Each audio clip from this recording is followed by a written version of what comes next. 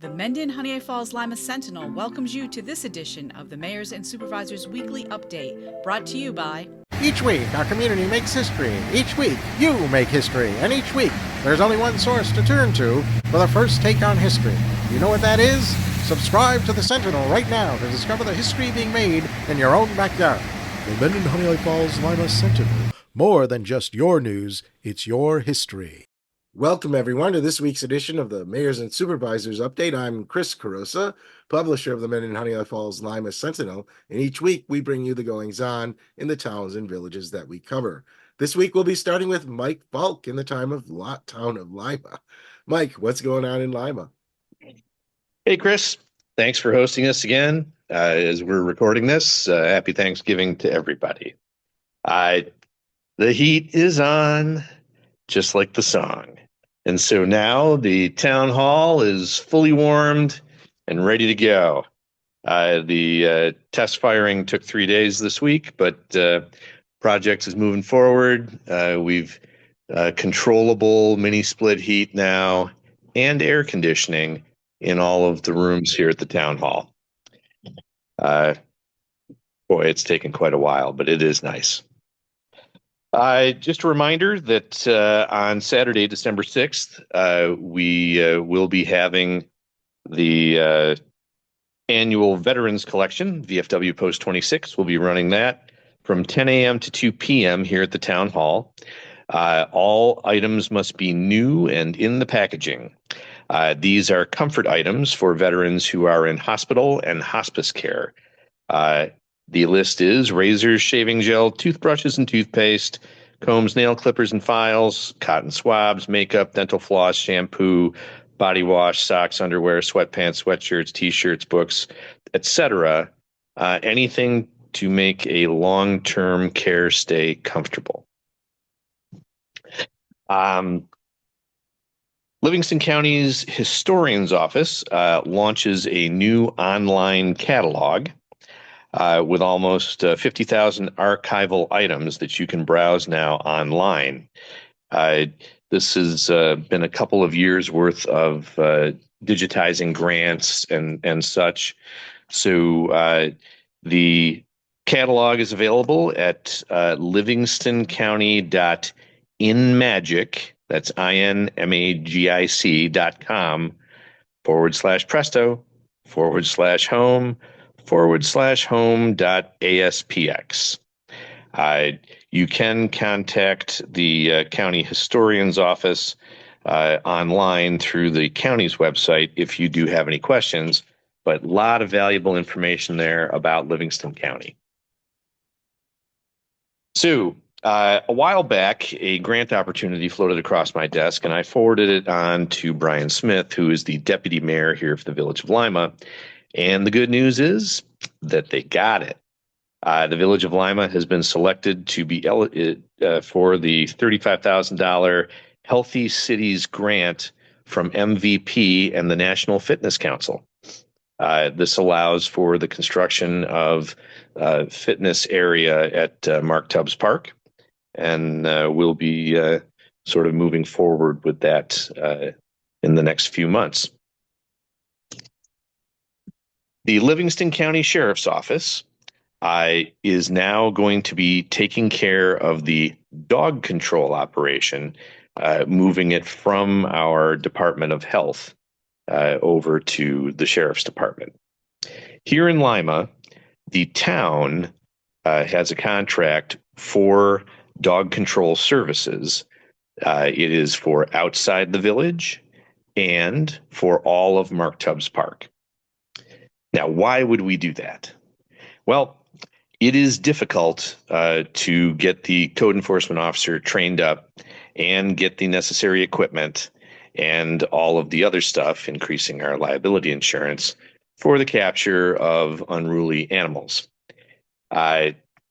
We have had, since I've been here in office, 2 dog attacks that were reported in Mark Tubbs Park, one resulting in a full course of rabies shots for one of our elderly residents. The other one was treated at a doctor's office and released. if you are bringing your dog over to Mark Tubbs Park, you got to keep it on the leash. You can't let your dog run. It doesn't matter how well trained it is or how well behaved you think your dog is. It never works out. You are welcome to use the dog park. Come here to the town hall, register with the town clerk, and you can use the dog park, and it's fenced off for large dogs and small dogs and all that. But where we get into problems is when people just go to the park and take the leash off and let their dog run. That's not what it's for. Go find somebody who will let you use their farm field and do that. Please do not do that where other people are walking who may or may not be comfortable with dogs, and it produces problems. So we pay $4,900 annually, and now the sheriff's department will be equipping all the deputy cars for dog interdiction, and we'll be able to get a better service out of it for the same money or less. And that's all I've got, Chris. Okay, thanks, Mike. Now it's over to John in Mendon. What's moving in Mendon, John? Well, if you visit our building department, you're going to see a lot of changes. I mentioned on this broadcast previously that we did apply for a grant regarding electronic storage of documents.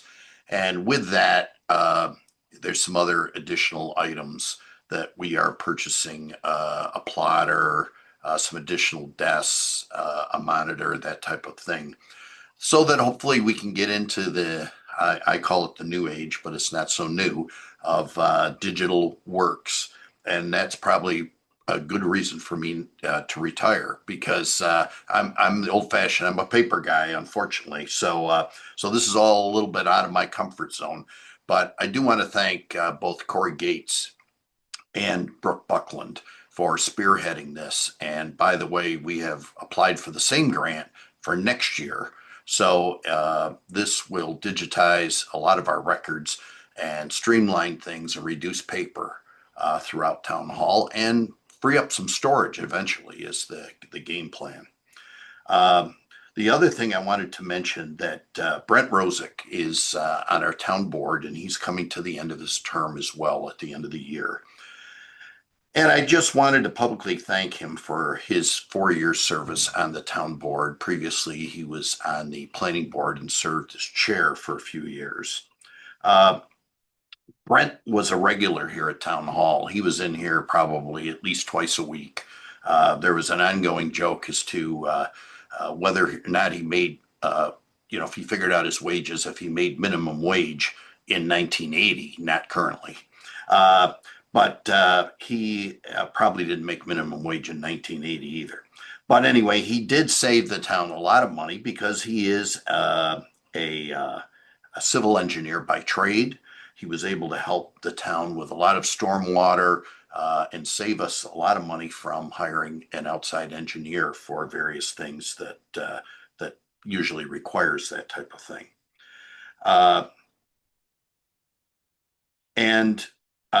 In closing, just that, I've personally known Brent, coached him in baseball when he was 8 years old.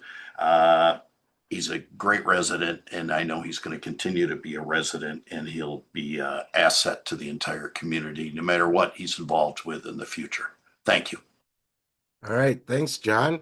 Now it's over to Rick in Honeoye Falls. What's happening there? Well, thanks, Chris. It's great to see everybody today. As we enter the holiday season, there are always many events that take place in these upcoming weeks.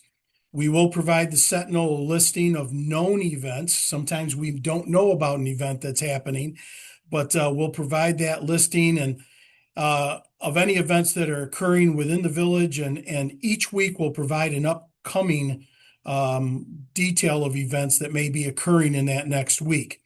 This coming week, the first week in December, the annual Troop 10 Christmas holiday tree sale will begin at Harry Allen Park.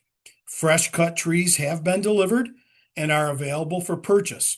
The hours for the sale is beginning on Good Friday, this Friday, 9 a.m. to 5 p.m., And then all Saturdays and Sundays in December through the 21st, 9 a.m. to 5 p.m., or until the trees are sold. And I will tell you, I stopped by this morning. These trees look fantastic.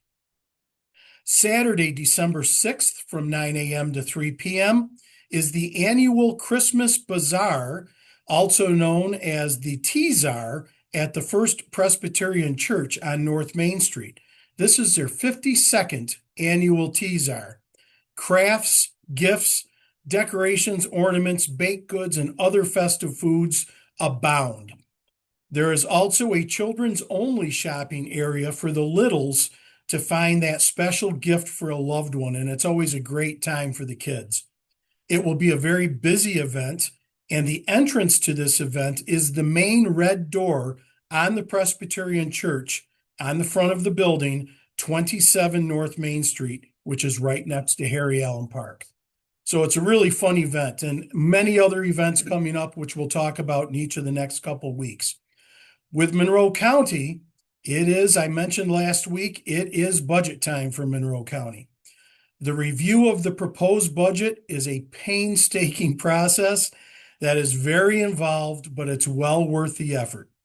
The Monroe County budget is a $1.567 billion budget.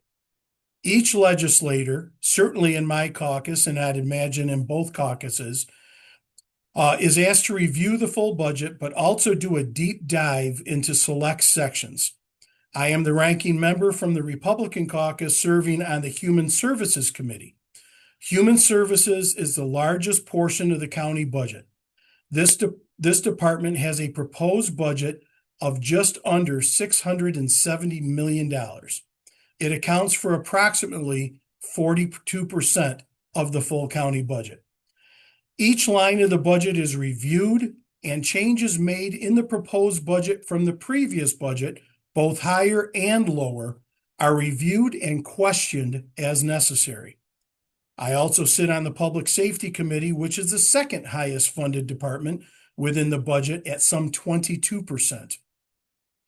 These review meetings take quite a bit of time in open session, and there are also hours of review of the whole budget at home in caucus meetings, and while a bit monotonous, it's a very important process that takes a true, very bipartisan effort to get through. I'm proud to be a small part of that. We will expect to pass the budget, if all goes well, at our full legislative meeting on December 9th. Lastly, this past Monday, the 24th, it was a privilege to tour the new Regional Investigative Operations Center, known as RIOC. This is a new project within Monroe County law enforcement that will serve the whole region. This is a real-time crime center that integrates advanced investigative resources directly into law enforcement operations. This facility is designed to provide real-time crime-fighting strategies, increase officer safety, as well as support large-scale events and critical incidents. This will be a great benefit to all of our communities, and I also know it can be a great benefit to our school districts as well regarding safety and issue response. And I personally hope our school districts will look at the incredible benefit of this facility and its potential. Thank you, Chris. I appreciate the opportunity. Look forward to seeing everybody next week. And again, have a great Thanksgiving. All right. Thanks, Rick. Mike, John, anything more to say? Seeing none, thank you all for being here, and thank you all for watching. Remember, this program airs every Sunday at 1 p.m. on our Facebook page and our YouTube channel. Like the page, subscribe to the channel, and those platforms will notify you when the program begins. Otherwise, you could read the transcript in next week's paper. Well, I hope everyone had a great Thanksgiving, and we will see you all next week. Bye-bye for now.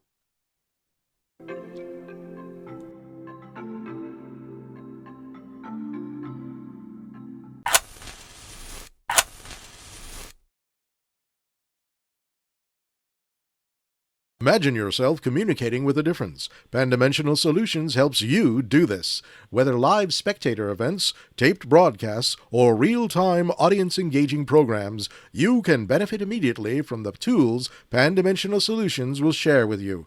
Do you want to make a difference? Contact us at pandimensional.com.